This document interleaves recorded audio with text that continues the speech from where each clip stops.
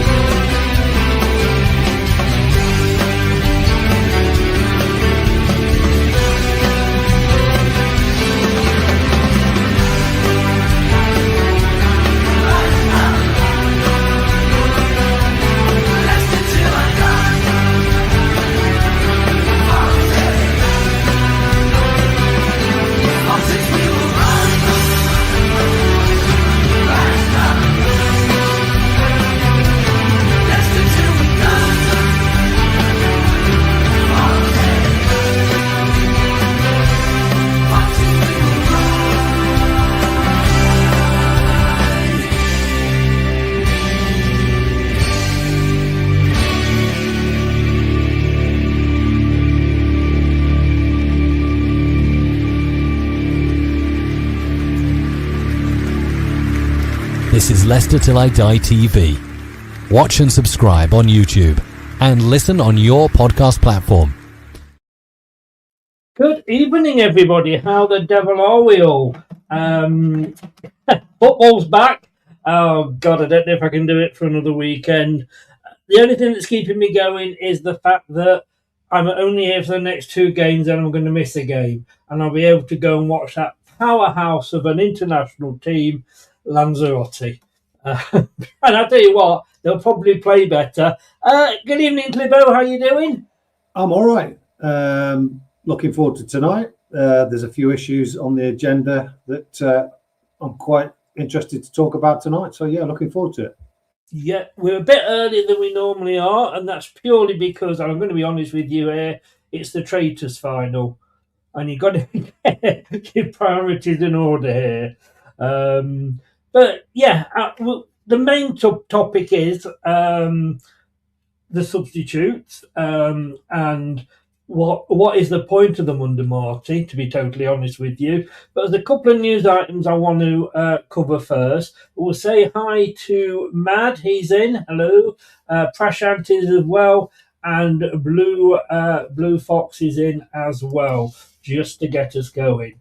Right, add your thoughts and comments in as we go through the show. As you can see there, I mean, I don't know how much worse it can get this season. We'll probably get a 12-point deduction now. Well, for me, this is a big one in a couple of ways.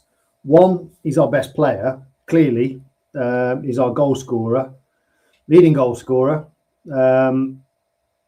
He's influential. He makes things, anything that does go forward, he makes happen. But there's also the other side of it, where does Marty now get brave? Because I think he'll just bring Samari in, and then we're back on with the same, the same old shit. What did I say about us agreeing all the time? I mean, that is so obviously what is going to happen. He's got all these youngsters, and he does absolutely, and not just him. I have to say, in fairness, you can go back to the last 2 or 3 managers, and it's all been the same. What gets me, Clibo, is we spent 80-odd million pounds on Seagrave. It's like a 5-star hotel. We have supposedly got this golden generation of players coming through.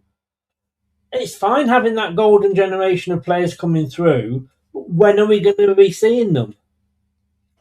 I think over the years there's been, I kind of followed youth football for quite some time. I was always interested in it. I always used to go and watch the reserves down at Filbert Street. I was always really interested in what was coming through.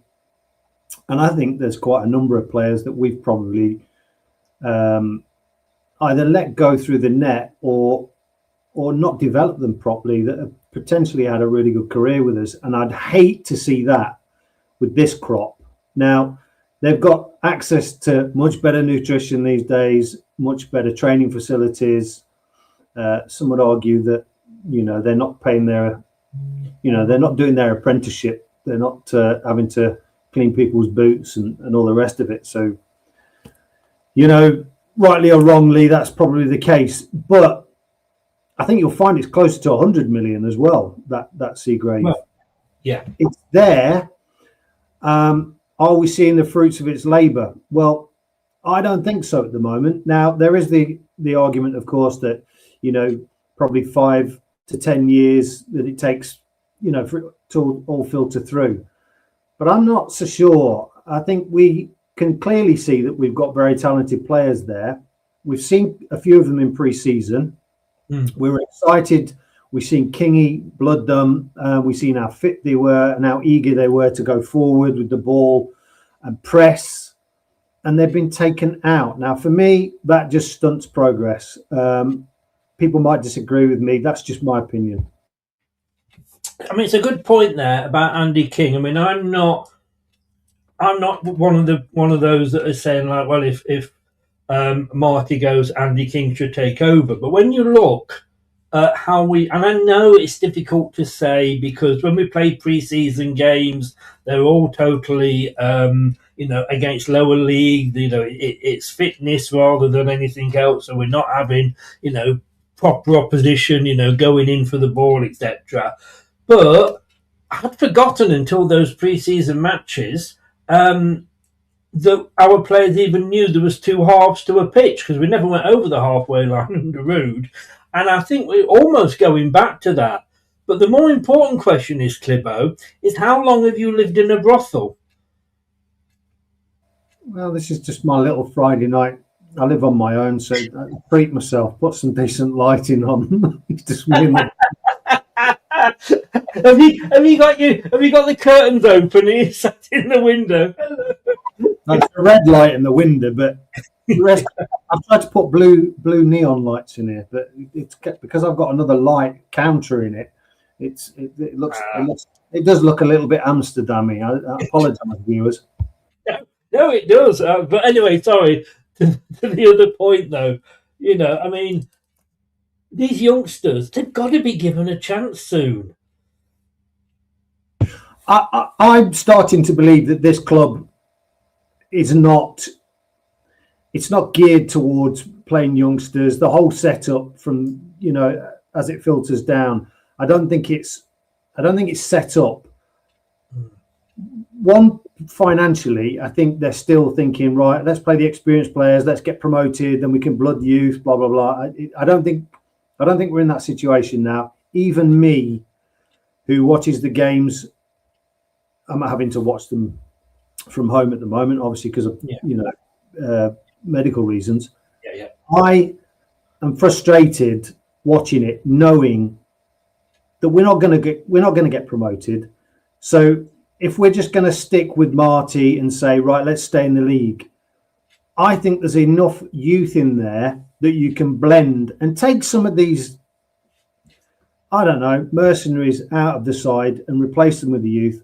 I don't think you see a massively higher standard, but I think what you see are players that are going to start to learn. All right, they're not going to get promoted. They're going to finish probably where we're going to finish anyway. But I think this is a great season to develop, providing the people at the top have got a plan moving forward for next season. Because I think these players are going to be massively important, not only from a development point of view, but from a financial point of view moving forward. Agree. And I don't think we could even be thinking about promotion when we got relegated because, it was obvious that we weren't going to be able to afford to buy any new players, and we didn't.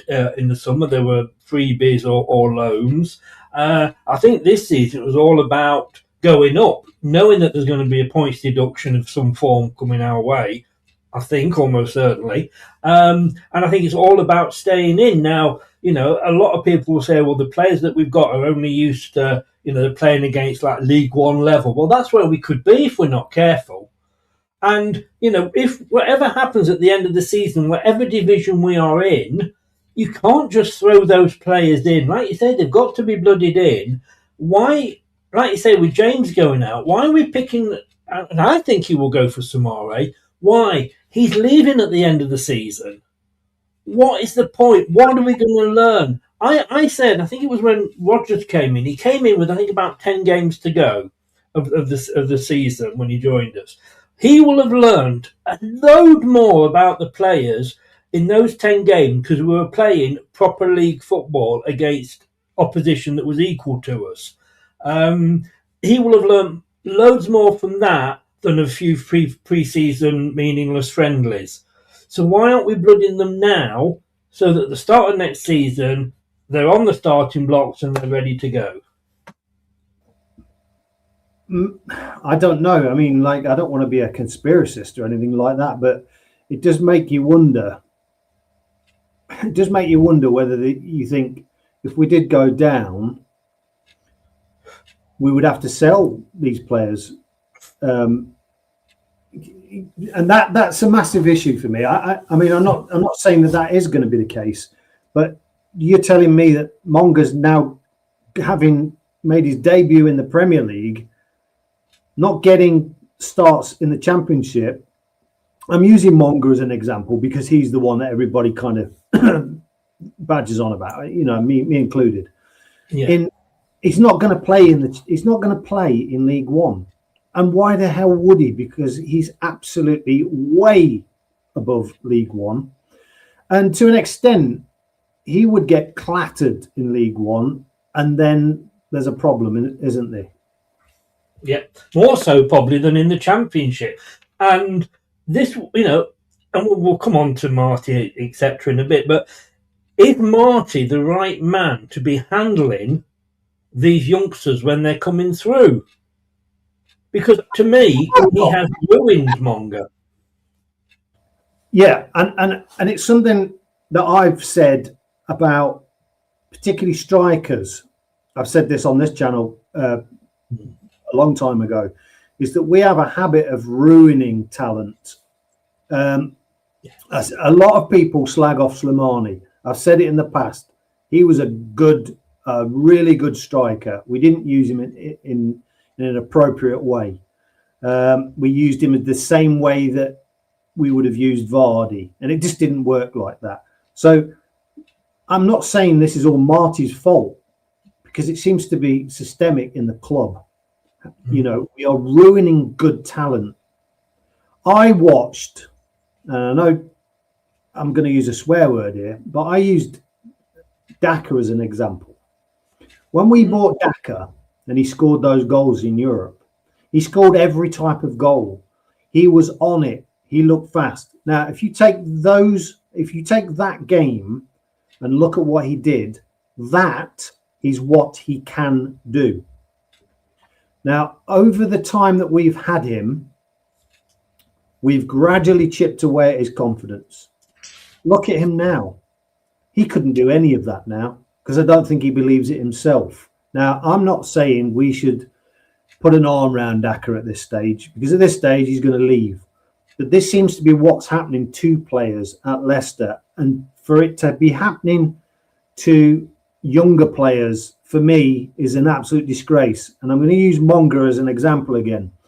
When he came on, I think, who's it against? Was it Forest or Newcastle in the Prem season? I think it was Forest. He just absolutely destroyed them because he was a young, hungry talent, wanted to show off what he could do. He was given that maverick role. Go on the pitch and just get the ball and do what you do.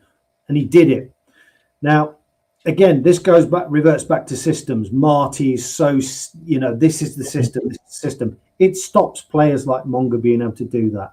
And I hope we're not coaching the talent out of these youngsters. I said that on the review show the other day. I'm just going to throw some names at you here. You mentioned Daka and Monga there that we've made worse. You mentioned Slimani, Altho, Musa, Kramaric, and Perez at you as well. Perez was the one for me. We paid 30 million from Newcastle. In the position he was playing at Newcastle, he scored a significant amount of goals. We buy him, And predominantly, he becomes a winger for Leicester City, a position that he clearly was not. He adapted, and at times he had very, very good games, but he's not a winger. And we took away the actual point of buying him. Yeah. And we spent a lot of money on him. 30, I think it was 30 million, if my memory serves me. Now, the idea was to get more goals into the team and more attack. You put him as a winger, you're taking out his goals. I don't understand it. And it's manager after manager. So is it the club? Is it the people above dictating to the managers the style of play, the types of players that they're allowed to play? I don't know. I mean, that's tinfoil hat stuff. But I've got to say to Richard, how can you say Musa was shit? I'll throw somebody else at you. Iniacho. Because Iniacho was totally shit. Now, I'm saying that tongue-in-cheek, because I'm saying he's come from a team that was playing really, really well, and he got 10 minutes here and 5 minutes there. How regular did Musa get? And I'm sorry, Musa scored 2 goals against, was it Barcelona? In that Champions Cup thing, whatever it was that we got in when we won the Premier League. Now, if he can do that against that sort of team, but again, Claudio played him on the wing. He didn't play into his best position. Why buy these players? It was the same with Kramaric. He never got a look in. And then, like we say, Perez bought, played in the wrong position. Musa bought, played in the wrong position. Slimani bought, played not to his style of football as well. There's no point bringing in a big number 9 and expecting that he's going to be good with his feet and be able to kick it around. We absolutely, we pick on players, Richard. Oh, we don't like him, so we're going to say he's shit. He wasn't shit. He just didn't get the chance with us because we didn't play these players right. And this is my worry now with James going out. Who would you bring in for him, Clibbo? Because what they're now saying is, and it's like 2 questions in one, because there's that point, and then if we can only bring one player in, which is what they're saying, is that player going to be a striker? Now we've got no Aaron Ramsey, no Jordan James. Are we going to? So we're going to need somebody that can do that role as well. Is that more important than a striker? No, I don't. And the reason I say that is because I think Page is a number 8. I think he's not going to be as good as JJ, but this is his opportunity to take a lone player's, let's say 6 weeks, learn your role at this level. Yeah. Go do it. He's got nothing to lose. He's adventurous. He wants to learn, and he's got that. He's just got that go. He's going to make mistakes. Give him that position. Then what we need to do is address. For me, I would put Bobby as a 9. I'm not saying that's ideal, and a lot of people in the comments might say you're talking out your arse, Clibbo. I'm okay with that, but I think in terms of finishing, now he's probably the best finisher at the club. Yep. He's quite cute in his movement as well. The problem I have is that he needs to be a proper number 9, and he needs to be ghosting in and out. We don't have wingers that cross balls. No. That's the problem. And then you've got to look at the 10. So the 10 might be a problem. Do you put Jordan Ayew as the 10? I don't know. No. Leave Jordan Ayew out of this team. You bring him on, like we've said many times, and like this is what the Palace fans said when we bought him. He'll fall down, he'll break the play up if you're under pressure, or he'll get your free kick in a good position if only we had somebody that could take free kicks. He shouldn't be anywhere near this team now. He's going at the end of the season as well. Why is Marty that fucking thick? He obviously went to the same school as Ruud van Nistelrooy, because he brought on Buenete, if you remember, on the last game of that relegation season, and he was leaving the day after. So why are we... Yeah, exactly, Richard. Agree with you there. I just don't get this, but we have got these players, like you say. The thing that is now going to annoy me So let's say then, and I agree, Bobby Dick over Reed, stick him as that number 10, because we're not, and we'll come on to Jake Evans in a second. Put Page in the number 10, but if we put Page in that number 10, who would we then put in the number 6 for James? Well, again, I'm not paid the big bucks to do this, No. but it's opinions, isn't it? me personally, I mean, I spoke to Reese about what he thinks Marty will do against what Reese would actually like. And we both agreed that the 3 at the back is the way to go, you know, because you've got to have solidity in that defence to enable the players in front of them to do what they're meant to do. I think there's a huge confusion when we're playing the 4 at the back, and I don't think that it doesn't pass on to the other players, does it? It just creates this confusion. You know, everybody should be defending, blah blah blah. Well, everyone should be defending, but we're not, because we're shipping goals. There's this huge confusion. For me, he needs to scrap the 4 at the back. He needs to look at the squad and go, right, 3 centre backs looks good. Nelson could play in it. Vestergaard could play in it, and I think Akoli could play in it as well. Yeah. I mean, look, I'm picking on Martin Cifuentes here because I've got him as a mad scientist there, and I've got him from Scooby-Doo on the right. The mask is removed to reveal it was Rude all along. Because that's how I feel. We're no fucking better or worse off than if Rude had stayed. And this is what is so annoying. And like I say, if we're not going to give these youngsters a chance, what is the point of having them? I mean, this was the other news today. Jake Evans on course for a January loan move. We haven't got a fucking decent striker in the squad. We haven't got Ayew. He can't. He's not scoring. Daka can't score in the fucking whorehouse. Make sure he's not outside your window, mate. He's not there. You know, who else? Who else have we got? Why aren't we giving this guy a chance? Oh, let's send him out and get him some game time. No, let's give him some fucking game time at our club. One of the big problems that I can see with sending him on loan, one, I don't think Marty rates him, right?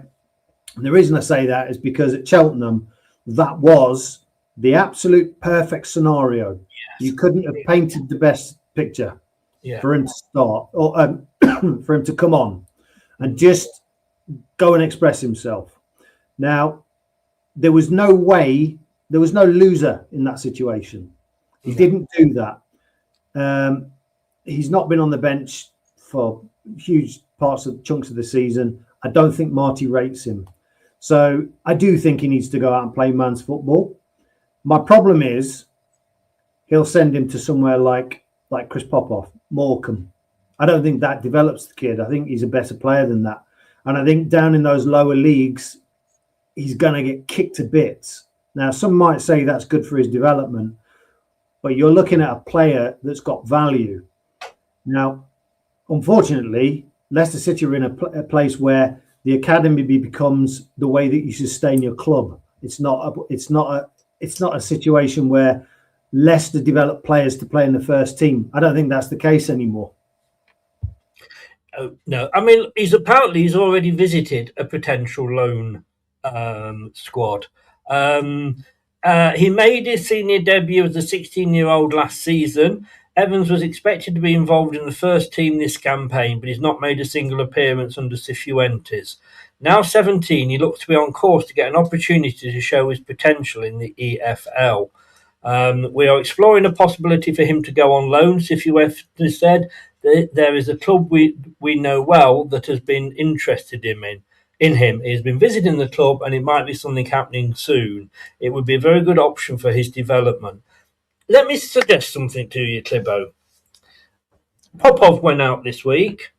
Alves is out on loan. Braybrook is out on loan. Jake Evans is out on loan. All these youngsters that under Rude actually kind of broke through, but, you know, Marty's not playing him.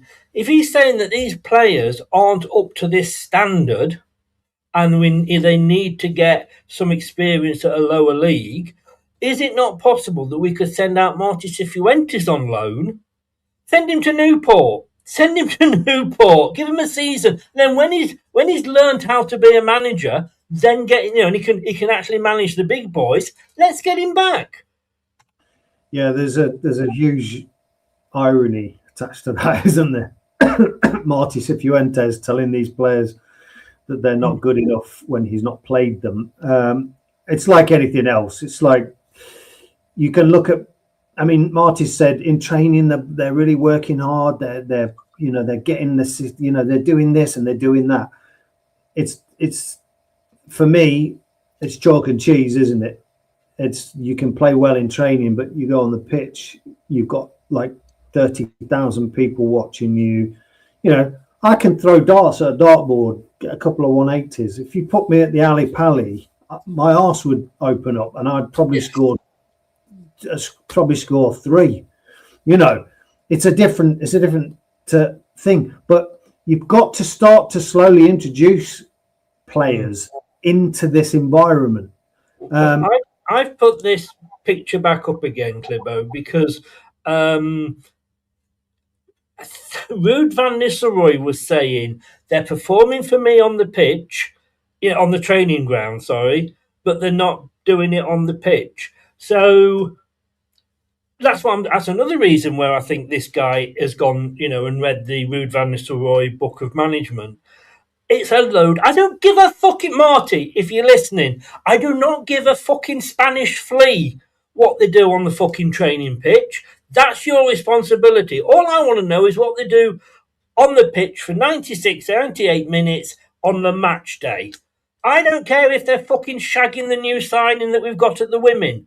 I really don't care. Just get to me on the match days, get them to perform on the pitch. And this is why I said the other day, if they are playing short games or something like that, they're playing against their own, the players from the same squad. So it's shit trying to beat shit, or shit defending against shit. We should be getting like Loughborough in, Shepshed, some of the local teams, and say to them, right, will you come along one day a week? We don't want you to break anybody's leg, but come in and give us a proper game. And then you can see how good these players are. Kicking a ball, and I do wonder, Marty, if you actually do anything on the train. Have you left it to Kingy and you've pissed off and having a wank in your office? Because these players can't even pass a ball to each other, let alone score goals. So what are you doing on this so-called training pitch where they are making you feel so proud of them? It is a little bit like, if I can use the analogy, excuse me, it's a little bit like Picasso being told to paint by numbers, isn't it? Yeah. Yeah. Totally and utterly. Like I say, let's get him out. Let's send him to Newport. That's no disrespect to Christian Fuchs. I've just picked on them because they're bottom of League Two. I don't wish Christian Fuchs to get sacked. That would be up to Newport's owners. But I just think it's very funny that we're hearing the same things over and over again. And like I said, I've got to say, reduced price season tickets for the rest of the season for Leicester women, and they've got probably the most beautiful female footballer has come to join us. Maybe we should start following the women. I don't know. I'm just putting it out there. Well, I'll be honest with you. Over the last couple of seasons, I have really took quite an interest in the women's football, and I've watched it on TV. Mm-hmm. And I am now not out of spite for Leicester City, because I think men's football and women's football are two different sports. Yeah. But if you take the international, sorry to go off topic, but if you go into the international stage of the women's football, wow, I was glued to it. I don't watch men's international football, particularly England games. It's so boring. Have no interest in it. And I remember being a youngster, just about, and I would virtually piss my pants waiting for the World Cup to come around. I'd watch everything. My wall chart, me. I have no interest in watching England. It's boring, predictable, and the same will happen in this World Cup. Whereas the women's, it was so exciting. Yes, it's a lower standard and all the rest, but I accept that as I watch the game. But actually, the game is developing. It's developing a lot faster than people are giving it credit for. And so, yes, I do follow the women's Leicester team. Yep, I do as well. I mean, it's a bit unfortunate this season, even if we finished bottom, we wouldn't go down because of the restructuring. But I do not watch any England World Cup or Euro qualifiers because we're put in with teams, and then we wonder, we beat San Marino 5-0. Wasn't that good? No. I mean, I'm sorry. It's expected. The women's more exciting, a lot more exciting. Jaworski, I would have Dean Smith back with John Terry, possibly. I wouldn't have Fuchs. I just don't. We've got to get away from this thing where, he's an ex-player, so he must be good. Newport County fans hate him already. They don't want him. He's not playing good football. They've not improved since he's gone in. So why would he be any good with us? I'm sorry, no. Just because he played for us once, why? And I love Steve Walsh to bits, but why has he never been given a chance to be a manager? Because maybe he's not management material. Just because it's an ex-player doesn't mean they're going to get the job, and they're going to be good at the job. Just my feeling. We have to get away from that, I think. You couldn't have Steve Walsh as manager, not now, not in this day and age, because the players would definitely not respond to the type of manager that we know Steve Walsh would be. A possible director of football. Yeah, absolutely. And I listen, Steve Walsh is Steve Walsh. He's been a bit of a dick on the pitch at times, a bit of a dick off it. But you know what? He's our Steve Walsh. And I hope for as long as he breathes air that he will have some sort of role at this club. Because while he's at this club, there's still that little heart beating of what Leicester represent. What I don't accept is the little Leicester mentality. And I was kind of putting that in the chat the other day. We're not little Leicester. You can't say we're little Leicester when we've won what we've won. What's happened is we're becoming pissy little Leicester because of the way it's being run now. But we're not little Leicester. Yeah. No, I agree 100%. And, if somebody that, who knows the club like he does, I don't think that would be a bad shout. I don't think we're going to get a director of football or whatever he's going to bring in, but you need somebody with Steve Walsh's sort of attitude that will go up to Martin and go, what the fuck are you doing? But whether we ever see that or not, don't know. I'm going to move on, Clibo, because this was the main topic of today, and you sent me this, and I've shown this on 3 or 4 different shows, but I absolutely love it. I didn't like this guy when he was manager, basically because he won every fucking thing. But look, you know what I'm going to play. Have a listen to this. You can't not agree with what he's going to say here. Then with 15 minutes to go, what's the point in sitting with your back 4, your regular midfield and 2 strikers? What's the point in it? The risk is shove people in the box because the other team react to that. You shove 3 and 4 in the box, get the ball in there. That's the risk because you can lose the breakaway, the counter-attack quite easily. And we lost games that way. I remember, I think it was Newcastle, Ollie Gruner got sent off with bringing the player down the last kick of the ball. But the value is, you scored in the last minute at injury time. Remember the dressing room? It was electric, absolute electric. The fans are going home, they can't wait to get to the pub to talk about. They can't wait to go home and tell their wife and their kids what it was like at Old Trafford to score in the last minute. That's the value. There's no point in flapping about in the midfield with a few passes and no taking the risk of getting the ball in the box. Because you're not going to score for 40 yards. And if you're playing for our club, that risk should always be there. I mean, Clibo, spot on, isn't it? And what I liked there was you score in the last minute of injury time, that feeling that you get and that buzz. I got absolutely no buzz in the watch. Now, we've moved the watch along around a little bit. And anybody that used to watch my commentary, when we scored, when we, not this season, when we scored, I'm like, yeah. Now, I just sat there. And I wasn't doing the commentary, so you couldn't have seen if I'd been having a wank or whatever. But I just sat there and, yeah, so we've got one. The players didn't celebrate. The fans didn't celebrate. What does that tell you about our club at the moment? Well, I think it's very easy to accuse the fans of not getting behind the players, but ultimately it's like a tiered system. If the fans are not getting something from above, it's very, very difficult to support it, isn't it? And I mean, just go back to the 9-0 against Southampton. I mean, I mean that buzz. I'm not going to score 9. We're not going to score 9 goals every week, but just the fluency, even though we missed some chances, there was just excitement there. It's very difficult to celebrate a goal. It's almost like going nice, taking the piss.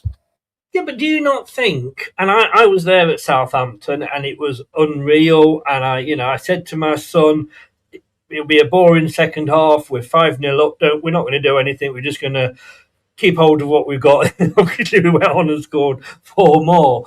But in that game, we were in it a bit in the first half, not in the second. But then to come and actually get a point when, I don't think we deserved a point. And I'm not blaming the fans here. I'm just saying, because I was the same.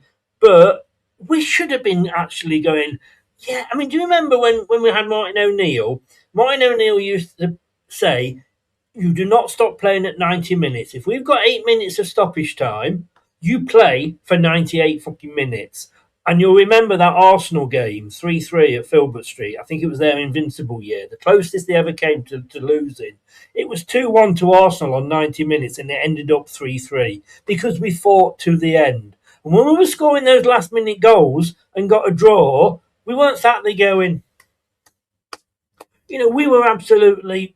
I'm almost having an orgasm. We should have been as excited as hell in getting that goal. We just knocked Wrexham off the perch. They must have been into that thinking, why did we let that go? But there was no celebration, and I am not having to go at the fans because I was exactly the same watching it at home. But is it not indicative of our club at the moment?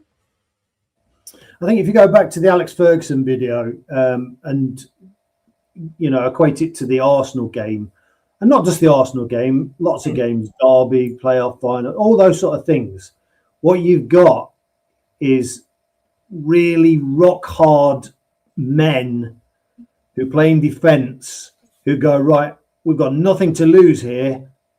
Let's get the ball across. You've got Guppy on, Guppy, you've got that kind of player who's just going to ping. They've got quality. And we're just going to gamble. We're going to gamble. What I'm not seeing from this manager is gambling. You can hear the frustration in the crowd at 90 minutes when it's 1-1, or when it's even, or if we're losing 1-0 or 2-1 or whatever. You can hear the frustration. Now, we're already on a minus goal difference. Yeah. What does it matter? What does it matter if you lose 2 or 3-1? Go up. That's what gets the fans on side. And I must admit, I've been watching the games online and on Sky and whatever, in my bed, and just laying there, just kind of, this is just crap. And when we score, you're right. I'm not going, come on. I'm not going, come on, because I know if we get it to 1-1, he's not going to push for 2-1. Now, what he said at the beginning of his tenure was, we don't give up, we push for a second. None of this is happening. It's a lot of crap. Fraud. It's basically like, when you apply for a job and you embellish your CV. to make it sound good. But, how often are we going is Rudkin that thick? And the probably answer to that is yes, that when he interviews these managers and he looks at it and goes, oh, I believe 100% of what you say. How many managers is he going to do that for? Like you say, there was no way was he going to go for a second. I know there wasn't much time left in it, but I always say the best form of defence is attack. Because if you are attacking them, they cannot look at. I mean, and I'll take you back to the one time I think he actually got it almost right. Was Sheffield United at home, 3-0 down at half time, and he actually had the balls to go, fuck, this ain't working. Changed the formation, made changes at half time, and we got it back to 3-2 and really had Sheffield United and Chris Wilder sweating. Then the next game, he goes back to his old ways. He doesn't learn from it and what have you. But go for it. Alex Ferguson hit the nail on the head. And I know somebody said the other day when I played it, yeah, but there was Fergie time and what have you. I mean, you could say there was O'Neill time. But good managers will say, you play till that fucking whistle. You don't stop at 90 because the ref's not and the opposition aren't.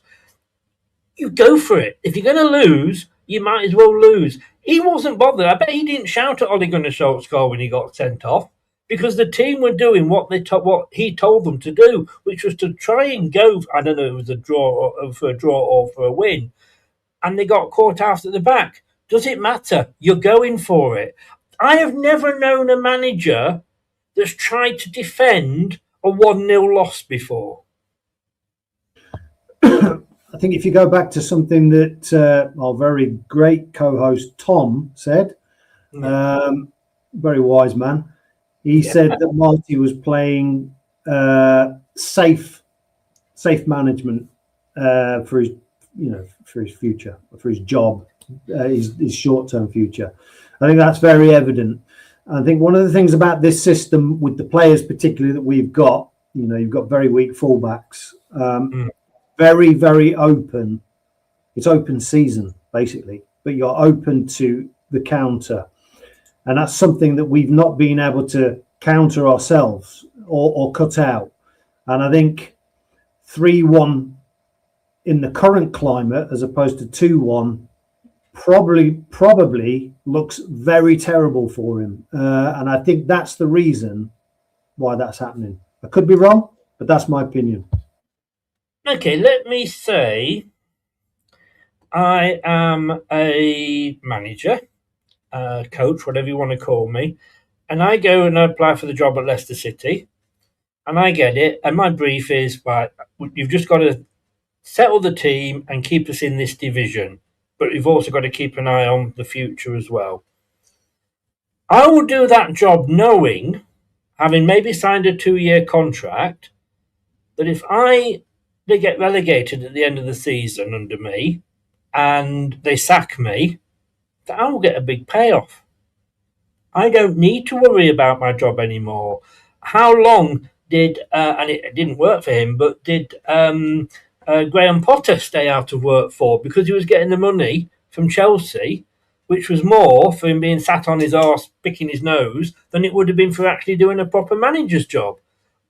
Jose Mourinho has earned, I think it was, I read somewhere, £40 million just from payoffs. They're not bothered about the job. And, you're not telling me that these managers have got any pride, because there's no way that Marty Cifuentes has any pride when he walks out and puts those teams out on the pitch for us. Yeah, and I mean, with that in mind, they're not under the amount of pressure that the media, Sky Sports and all these sort of media outlets say. Because for me, if you've been given a 2-3 year contract, your money's safe. Your money's safe. This is the philosophy that I have said at my interview. This is the philosophy that the club are backing me with. I'm going to do this to the best of my ability, because if I get sacked, at least I go down fighting. Now, I understand that I'm kind of contradicting myself, because that's what Marty seems to be doing. But the problem is the circumstances we're in. We've got a lot a hell of a lot to lose at this point. Going down would be catastrophic. You've got players leaving at the end of the season. You've got disgruntled fans. And I think that the difference is with Leicester currently is they're very simple fixes that I think most fans and most people on the chat, understand.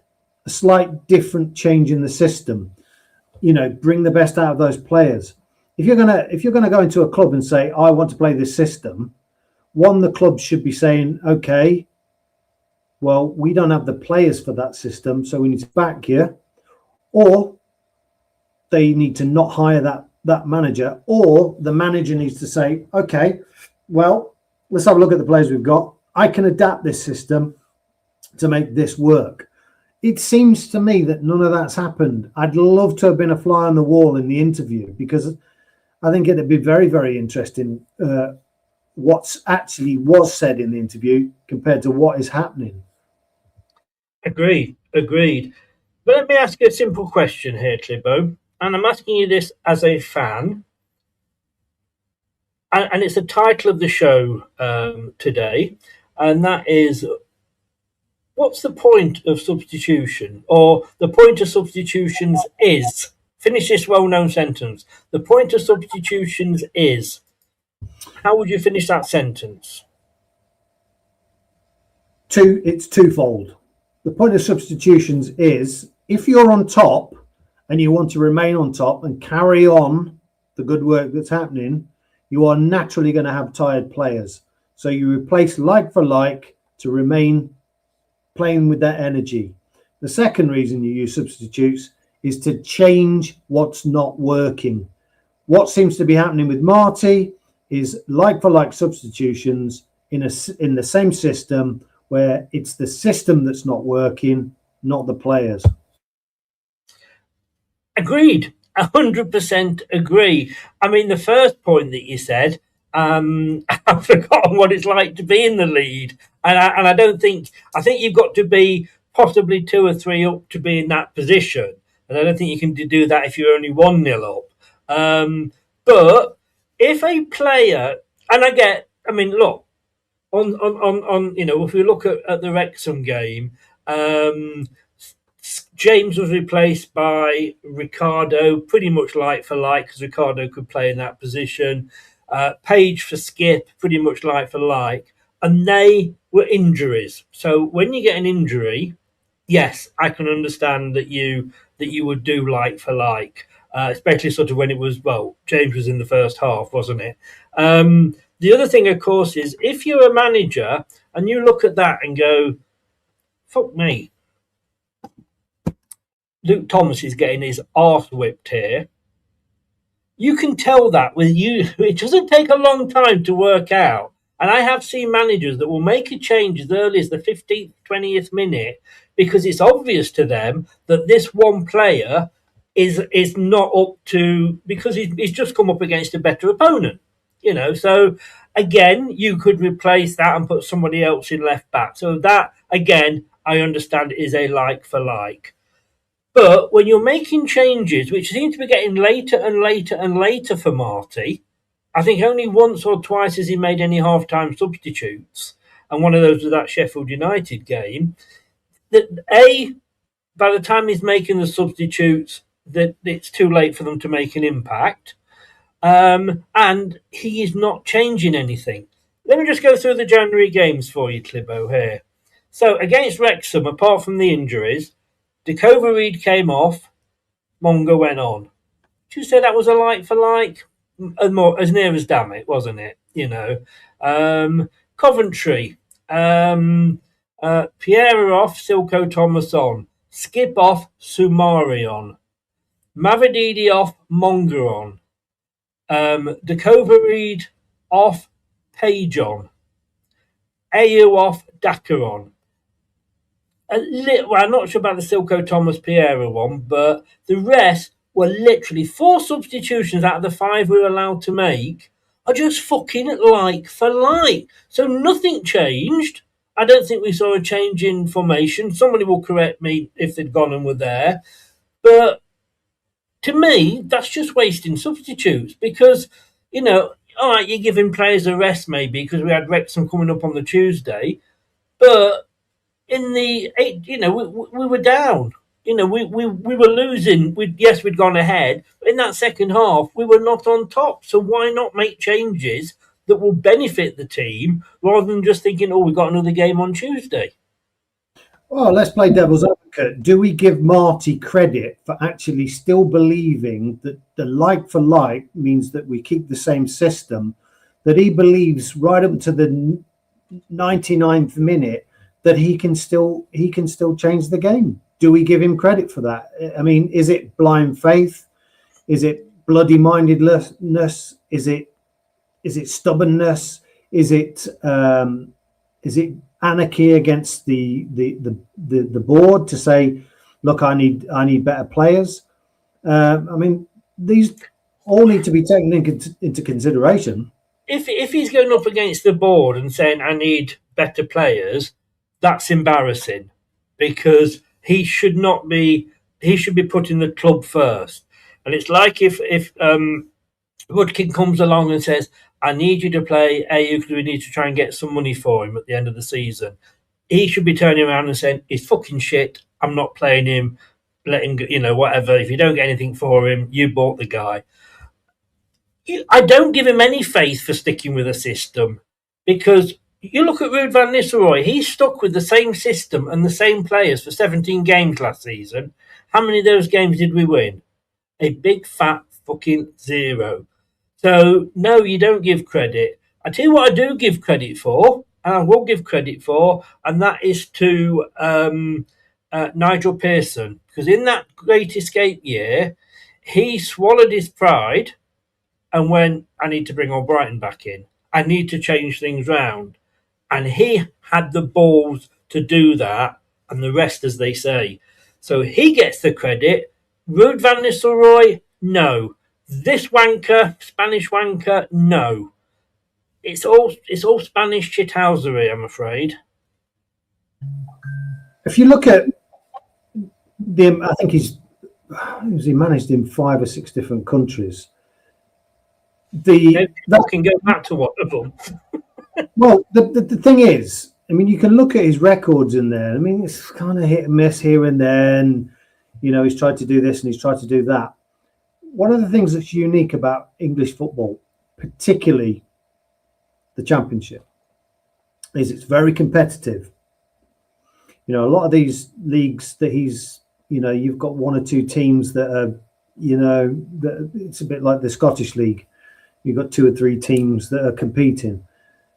This is a championship that's so unpredictable that you have to be so on it, and it's so physical that you've got to look at all of those options. You can't just say, I'm going to play this system. Certain areas of the pitch, you need hard-ass players. What I see is a lot of falling over, a lot of miscontrolling of the ball, a lot of I don't quite know what's going on. The players don't quite know what's going on. Now, your job as a manager is to put that right in training. Now, you keep saying, oh, they're doing well in training. I don't believe it, because if they were doing well in training, they would at least now and again be able to put a 90-minute performance together doing what they're doing in training. By now they would. We're 22, 23 games into the season. 28 games into the season. Sorry, I was thinking about the not clean sheets thing. 28 games into the season. We've not seen, well, I suppose you could say Derby to an extent, but I still don't think it was the full package against Derby. I think we did well for large spells of the game.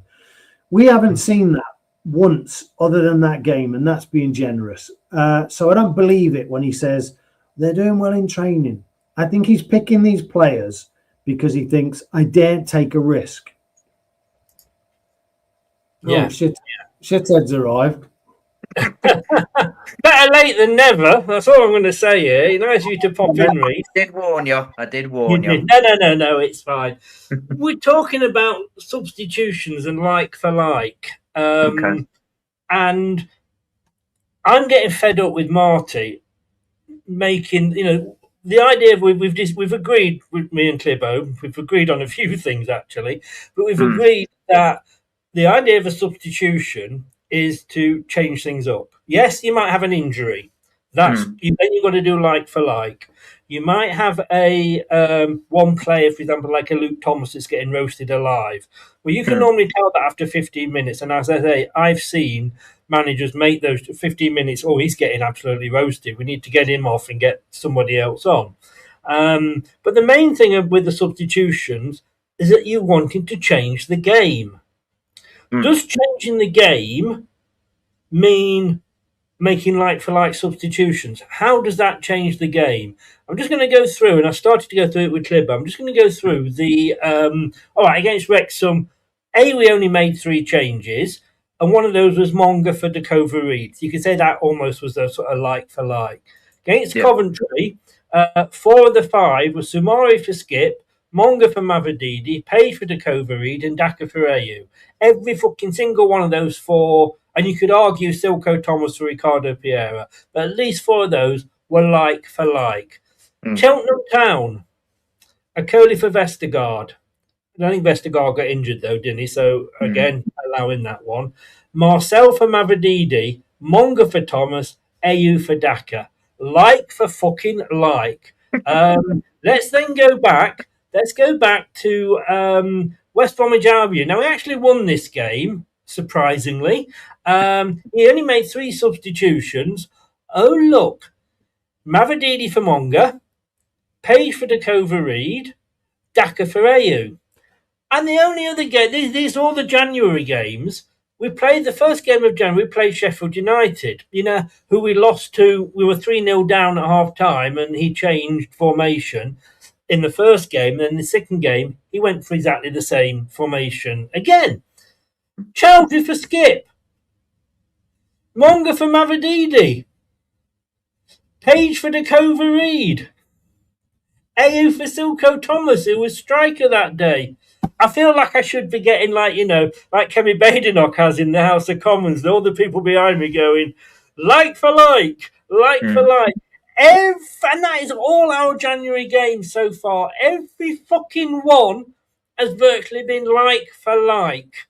Now, I'm only watching it on the screen, so I don't know whether within those changes there was actually any formation change at all. But we just played that Fergie tape again. Go for it. All right, look, we got away with it against West Brom, let's be honest. But everybody else, we're struggling, and he's just making like for like fucking substitutions. Give us your take on it, Reese. Am I being unfair? No, I think you, for our situation, I think you're being spot on, to be fair, Chris, because you look at, this was something we used to do in the Premier League as well. We'd make like for like, and you see it a lot in Premier League teams that they do like for like, but they've got the quality. They've got the quality to do that. In our situation, where we've got no players coming in, we've got no money, anything like that. If it's not working, then you have to change it, because you're bringing on, if you got Ayew starting, you're bringing on someone shitter. So you've got to change up the formation. I've always said we need to go to a 3 at the back, change it up a bit. But I don't know what he's trying to achieve with going with like for like all the time, because I would even argue that Mavididi, Monga's not like for like, because Monga's not a left winger. He's never been a left winger. He's always been on the right or in the number 10. But it's like I say, unfortunately, we're replacing shit with even more fucking shit, basically. So, no. Do I feel sorry for him? No, I don't. Because he signed the contract. He knew what he was signing up for. And if he's moaning about the players that he's got, well, maybe he should have thought about that before signing a contract and then ruining his stock pretty much. So, no, I think you're spot on, Chris. I have to say, I was commenting earlier about how nice it was to have Clibbo coming to us live from a hotel room in Amsterdam with his colours. It's nice for you to come in live from Doc Cotton's laundrette. Hey, the other week I think he had his underwear on there, guys. We're lucky. Silly. Mate, come on.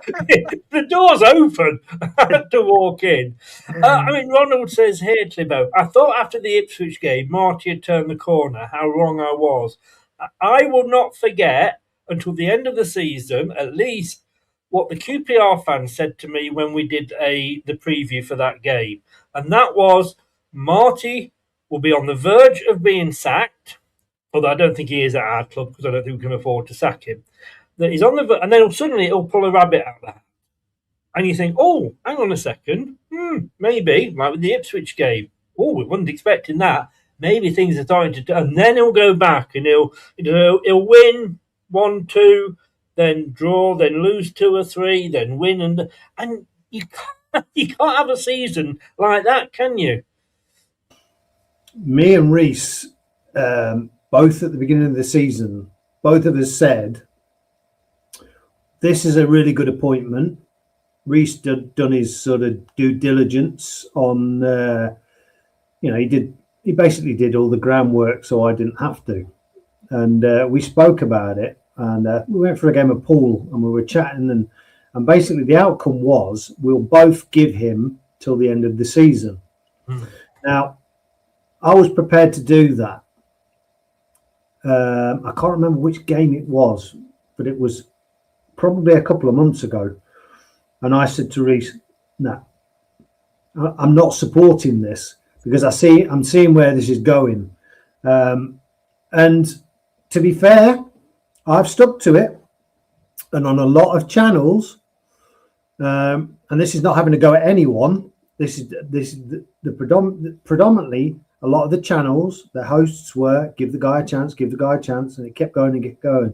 And now some of the hosts, I'm not mentioning names, are saying exactly what myself and Reese have been saying for a couple of months. So I'm not saying, I feel great that I'm right and all this. I don't feel good about that because I want my team to do well. But I saw it and I called it. And I'm not supporting this guy any longer. There's been false dawn after false dawn. The Derby game, the Ipswich game. There's been that. But it, again, relating back to what you said, it just is the same pattern as the QPR fan has said to you. Now, I'm not going to say if we win 7-0 tomorrow that I'm not going to be happy, because of course I'm going to be happy. My team's bloody won and I've got to see 7 goals.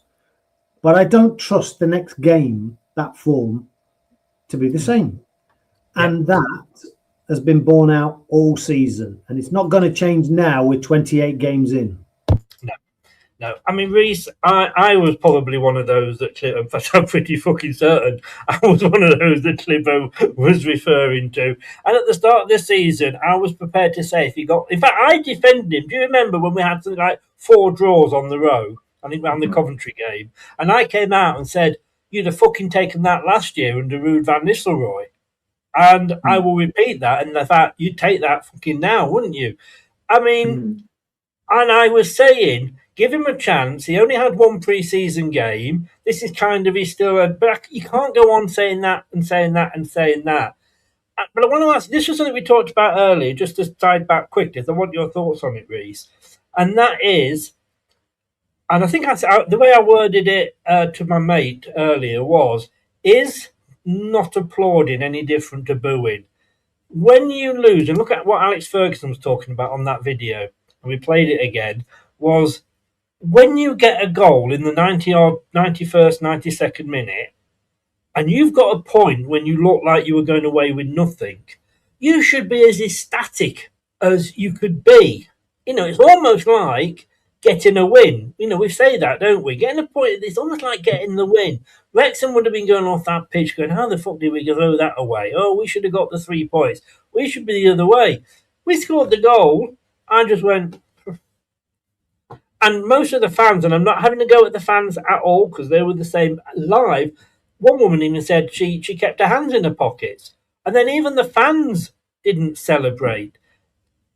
That to me, sums this club up at the moment. Yeah, I mean, there's nothing to cheer about, like on or off the pitch at the minute, Chris. So I mean, Should we have been cheering that though? I mean, getting that point right at the end, smash and grab. We should have been really happy, shouldn't we? I think it's a lot deeper than that, though. I think if with all the issues going on at the club, I think that's what's taking over people's emotions at the minute. Like they're thinking about that rather than a last minute winner against a poor Wrexham side. I mean, 5 years ago they were in the National League. We won the FA Cup 5 years ago. I mean, that says it all. That absolutely says it all. But do I agree with not applauding is equivalent to booing? No, I don't agree with that. I think booing has a lot more effect than just not applauding. Me personally, have I booed? Yeah, of course I have. Because, I pay my hard-earned money. I go down week in, week out. I've been going for 23 years, sorry. If I see a good performance, I'll give them credit. But I always look at the bigger picture, and if I see bad performances, I will say it as it is. But I think a lot of the booing now is a lot that's going on at the top of the club as well, not just on the pitch. It's a collective sort of boo. But no, I don't think not applauding is equivalent to booing. Like booing has a lot more. Were you surprised at the lack of celebration when we got that draw at the minute? No, I weren't. I weren't surprised at all, Chris, because people are fed up. They're fed up, I'm one of those people that felt I'm not going tomorrow.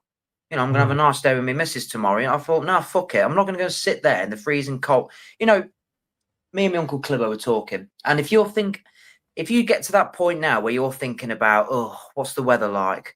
Oh, I've got to do that mile walk to the stadium. That's when you start to think, nah, I can't do this anymore. Because when we were winning or even when we weren't winning, but we were giving everything, we were getting off it. There was something to get off at, I wouldn't think about the weather. I wouldn't think about how long it would take me to get there. But now with everything as a collective, that's just how I feel. That's how I feel. I hope you enjoyed it, Clibbo. I've seen the private note. It's okay, guys. It's the 52-year-old bladder playing up. Hey, wait till you get to 64, nearly 65. I have a piss every 5 minutes. I have to if I go for a day out anyway, I have to base it all around where the loos I can go in. Ronald says here, the lack of celebrating the equaliser reminded me of somebody scoring against his former club. I hadn't thought of it that way, Ronald, but by God, you're spot on with that. We've got Oxford tomorrow. Oxford are going to be up for this, right? They are at the end of the day in 23rd place with 24 points. They are 5 points away from safety. And Portsmouth have got a game in hand on Oxford, and they've also got a game in hand, 2 games in hand on Norwich and West Brom above.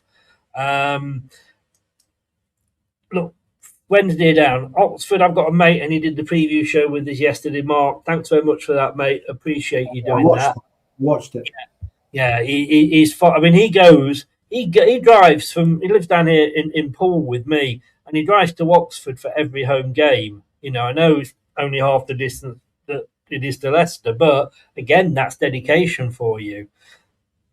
They are going to be so up for this, Clibbo. I don't think we are.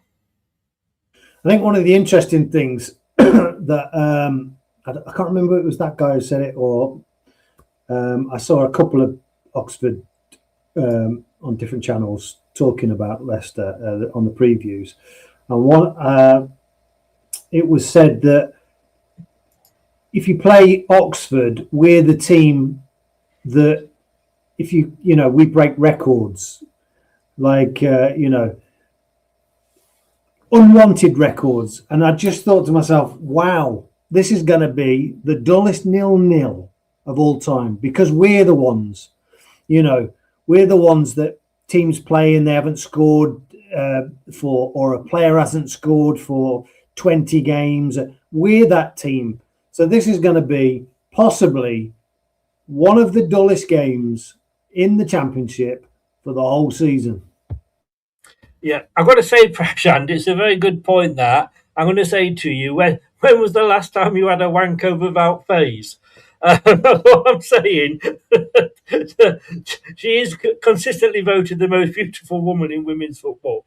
So at least you'll have something to cheer about. I'm sorry, Prashant, but it's a good point. Yeah, I almost wish, Reese, and I can't believe I'm going to say this, I'm almost wishing that they would come out and give us a points deduction now, because that would put us in the fighting zone, and then maybe we'd actually have to go out and fucking fight. Well, I mean, I watched obviously I watched your video with Stefan Borst, and I watched another one with Kieran Maguire, and they were saying that, you know, because there was a question there that was saying like, do you think that, you know, they're trying to get one over, make it impossible for us to get out of it, you know, wait and wait and wait. And obviously Kieran Maguire come out and said, no, that's not possible. But it would not surprise me. It would not surprise me at all. But I can't see this team fighting, Chris. If you I do think this though, and I'm going to say this. If you put those team of youngsters in for those final games and say, right, just get us out of the shit, I'd back them to get us out of the shit more than I would with these current players. Yes, there might be some games where, you know, you could say, and they will make mistakes, as Uncle Clibbo said multiple times. But the effort, the fight, the 96 minutes, they will go and go and go and go because they're playing for something, and they're all local lads. They all want to prove themselves at this level. So, and, you know, players like Mavididi, they're not going to give a shit. You know, he's 27, 28 or however old he is. He ain't going to care. You know, he's not a young lad developing. He's got something to prove. These lads have got something to prove, and they will push and push and push. So if we had the young lads out, I would back us to stay up, but I don't think this manager's got the bottle to do it. So ultimately, if we get a points deduction, and with this current squad, I think we will go down. Wow. Prashant, I know, mate. I was just being flippant and saying for a great joke. Having said that, it's rather nice. Clibbo, I read somewhere, somebody else that's rather nice here, Clibbo, yourself, but I've read somewhere that we've got these players, you know, a lot of these players that we've still got, we signed because we're going into the Premier League. You know, and you can include Wout Faes in that. They're all teams that have played for us in the Premier League. The fact that we are middling mid-table at best at the moment, and worse if we get the points deduction. I mean, you used to be a teacher, didn't you, Clibbo? I did for my sins, yes. Yeah. What age group did you teach? I taught in secondary. In secondary, okay. So if you were then suddenly came along and said, like, and the school that you worked for had secondary, junior, infant, etc., and they came to you and said, right, I know you've been teaching, you know, 13, 14, 15-year-olds. We're going to take you now and you're going to be teaching, you know, 7, 8, 9-year-olds. Would you still give the same effort for your job? I would. Exactly. It's a completely different philosophy. I'm not sure how that transfers over to kind of senior football. You know, it's a different philosophy because you've got to break everything down for, like, in a primary setting, in a primary school, their talent, because I taught music, is unlikely to be of a level of somebody at seniors, like in a senior or a secondary setting. Whereas in football, you've got the likes of Monga, who are as good as the players that they should be playing instead of. Yeah, no, it was the nearest thing I could think about to include yourself in the in the comparison. I mean, Reece, would you say that all these players basically expecting to be in the Premier League, play for the national teams, and they're going out and going, we don't want to be here. We really don't want to be here. And that was almost systematic of us not celebrating the goal against Wrexham. I'll go as far as to say I don't think any of them are Premier League quality. Not one single player in that squad is Premier League quality. The one that can maybe push, a smidgen push, is JJ. And that's even on the bench. Abdul, not good enough. Mavadidi, not good enough. They've proved that. Obviously, I know Abdul was he done his knee, but ultimately, I don't think he's good enough. Mavadidi's not good enough. Ayu's not good enough. Daka's not good enough. None of them are good enough to play at that level. So it's a bit of a difficult question. But it is, and that's why I asked it. In fairness, I'm not here to ask you easy questions, but no, joking aside. Cheers, Chris. Fair enough. But yeah, joking aside, these, I asked the other day, or Clibbo, I think, has said the other day, I think it was you, Clibbo, have any of these players improved under Marty? Are any of these players better than they were at the start of the season? And when we look back at the Fatawu, and Mavadidi was out a while injured as well, were they playing better last time we were here because we had a better manager? Give that one to Reece. Sorry, I'm sticking with you, Reece. Sorry. Oh, sorry. Yeah, well, no, I don't think any of them have improved. I think JJ has continued where he was at Rennes and Birmingham. He's continued at that level. But in terms of actual improvement on games and anything, like Monga's got worse, but I don't blame that on Jeremy Monga. I blame this manager picking him in the wrong position week in, week out. He's a right-sided player or a number 10. And even Andy King could tell you that. So what the fuck is Andy King saying to him? Oh, yeah, put him on the left. No, you play him on the right, or you play them in their natural positions, and stuff like that. But no, I think a lot of them have regressed.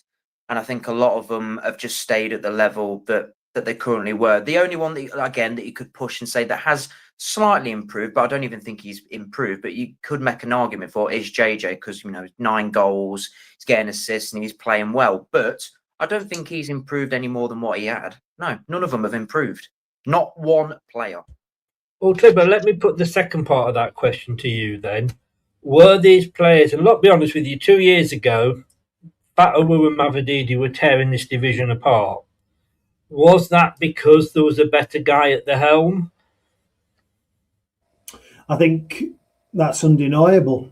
I think the simple fix for me, and me and you have spoke about this before, if you say a manager in any organisation, any job type, whatever, the remit is to get the best out of your team. And I think that's ultimately what he's not doing and what somebody else did. I think Enzo had his critics. I was one of them.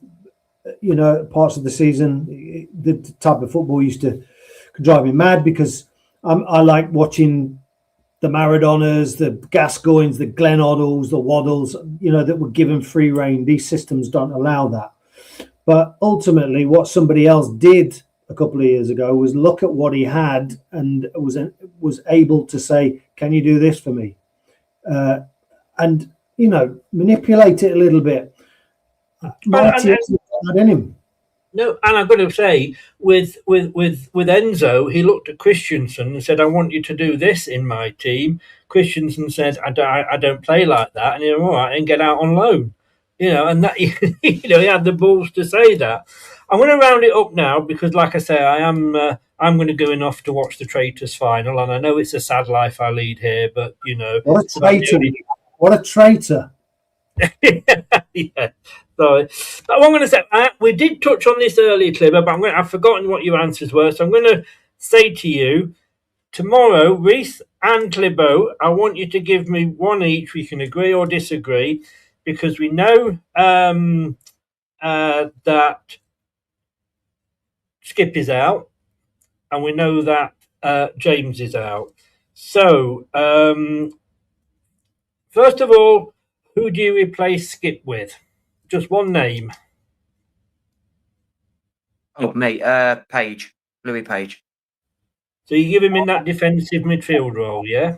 Oh, is he the defensive? Sorry. Yeah, so the Skip. Yeah, the Skip role. Is this what I would do? Is this what I would do? What you Okay, would do. I would recall Braybrook and play him. Braybrook. Okay, and Clibbo? I think it's going to be a blood and thunder game. So I'm going to go with the unpopular decision, and I would put Hamza in there. Hamza. Okay. No, I get that. I don't mind that. Yeah. I don't think we can get Braybrook back in time, but I know what you're saying, Ruth. Yeah. I wouldn't mind that myself. But yeah, Hamza, I suppose, is the obvious one. Okay, for that number 6, let's come to you first, Clibbo, this time. For that number 6 Jordan James role. The number 8. Is that, sorry, number 8, sorry. Yeah. I'm going to say, for me, mixed up, I was never good at that. I'll tell you this now. If he doesn't put Page there, I'm going to lose my shit. So, right, he's putting nobody there then. But who would you put there, Clibbo?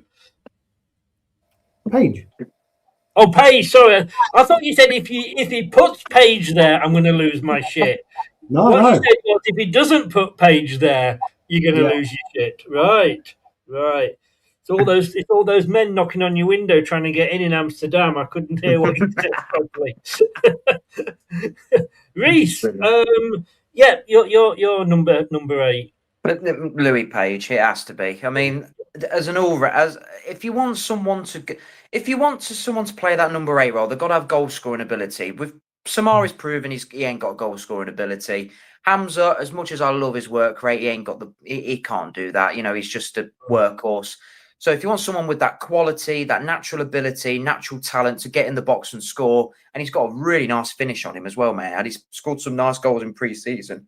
I don't think there's any question. Okay, the interesting point then, because you're both playing Page in that number 8 role. Who are you going to play in the number 10 role, Clibbo?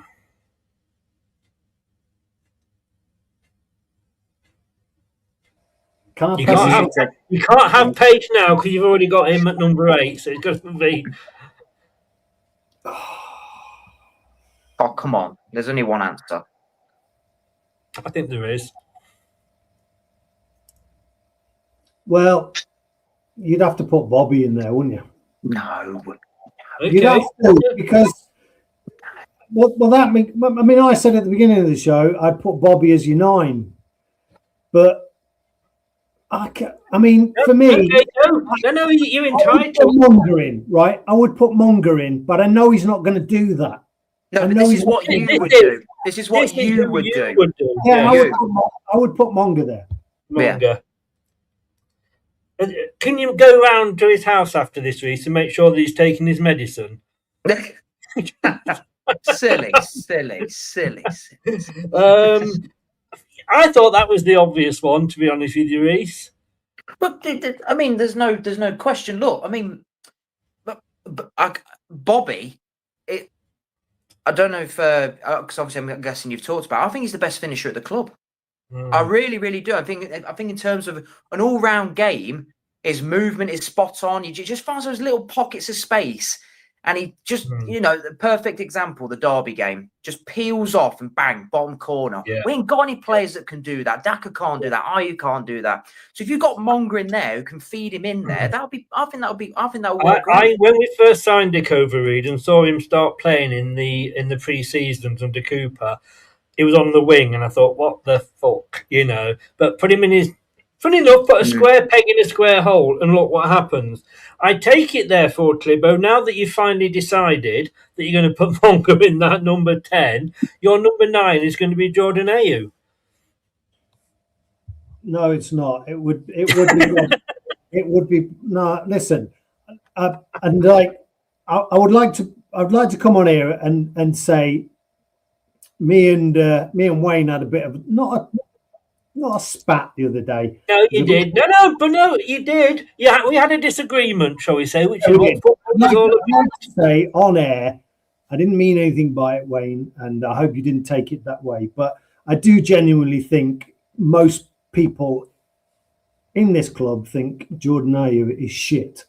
And you've got 3 of us here. We're all going to, You saying it, and two other people would probably agree with you there. Yeah. And I don't care how much he tries. Like, Yeah. try and stay on your feet. Yes, he was fouled a lot the other day, but Yeah. it's just ongoing, and he's regressive. So I don't want to see him in I don't want to see him in the team for that reason. I would have Mongo as your 10. I'd have Decadovary at 9 because he couldn't do any worse. Now that's not a great way to sort of put it, No, but he's knows where the net is. Very quickly, Reese, one word, one name. Who would you have in at number 9? Would you agree with your uncle? Well, I would play 3-5-2, and I would have Mongot, Bobby, and Jake Evans. That'd be my team. Jake Evans is on the way out, though. Well, where's he going? He's going on loan. We don't know where, but he's been to visit a club, but we don't know where it is yet. But he's been sent out on loan. Because, let's be honest with you, we've got so many fucking strikers, we can afford to let them go out on loan. Right. But that must mean we have to be getting a striker in. It must be, because you cannot tell me, nobody in this world, not one Leicester fan, even the most fuckiest of fucking happiest of clappers, can say that Ayew and Daka are good enough to be the two strikers here. No. We'll agree with that. So you're going Dakota Reed for your number 10. Yes, yeah. 100%. So basically, you see, you've agreed on everything, really. I mean, I think if you don't get Braybrook back, I think you'd be going for Hamza. But there we go, guys. Like I say, it's final night, so I'm going to shoot off. Thanks very much, both of you. Thank you. I'd say here's to the Foxes tomorrow, 3 points, but it ain't going to happen, is it? Yeah. And it'll be 23 games without a clean sheet. Reese, thank you very much, mate. Clibbo, thank you as well. And thanks to everybody in the chat. And if you're listening via your favourite podcast platform, thank you for lending me your ears. Good night, everybody. I'll see you for the watch along tomorrow. Bye-bye. Thanks for watching. These videos are tremendous. You better like them too, or I'll be back. This podcast is proud to be part of the TalkSport Fan Network. TalkSport.